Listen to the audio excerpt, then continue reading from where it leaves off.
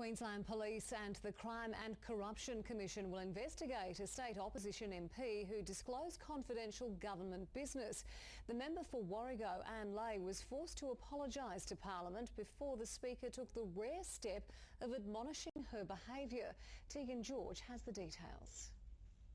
Not for almost 20 years has an MP been punished like this. The Ethics Committee unanimously found you wanting.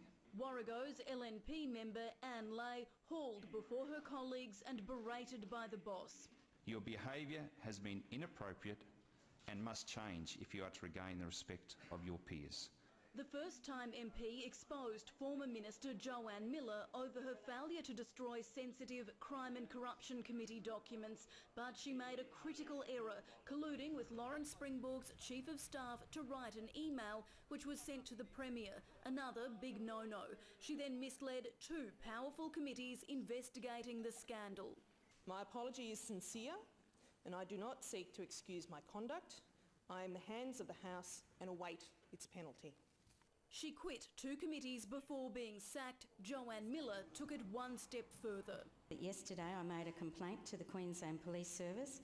And the Crime and Corruption Commission. Ann Leahy could only apologise for inconvenience and disrespect to the institution, as she faced calls to quit Parliament. I believe that any Member of Parliament who has transgressed against their peers should seriously consider their own position. No, she has my full support. It'd be a huge blow for the LNP, which is already facing losing at least two other members. Toowoomba South MP John McVeigh is chasing a move to Canberra, looking to replace Ian McFarlane as the member for Groom. No, going straight into Parliament now. Nanango's Deb Frecklington was rumoured to want the job too. Yeah, I'm happy to rule it out. Then there's Callide's Jeff Seeney, who wants to run for Wide Bay, the seat held by retiring veteran MP and former Deputy Prime Minister Warren Truss. And now the rats are deserting the sinking ship, Mr Speaker. Labor taking delight in a headache that for once doesn't involve its MPs. Make me the leader! Make me the leader! The last one to leave the LNP party room, turn the light off. Thank you, member. And Tegan George joins us now live from State Parliament. Tegan, the LNP appears to be in a bit of a mess.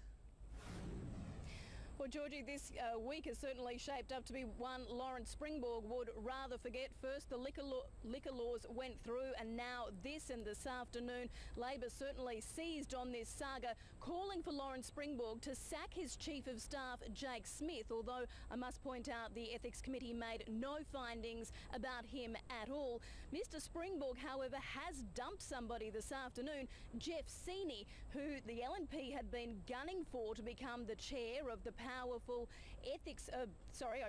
the Parliamentary Crime and Corruption Committee. Now, Mr Springborg says because Mr Seeney wants to move into the federal arena, somebody else should take that role, namely Trevor Watts. Now, this is going to clear a huge hurdle for the government, who's basically been telling the LNP, you can have anyone you want to chair this committee, anybody except Jeff Seeney. So finally, it looks like this very powerful parliamentary committee can actually do some solid work. It's been almost or probably more than a year of squabbling, but I guess better late than never. Georgie? Thank you for the update. Tegan George live there at State Parliament.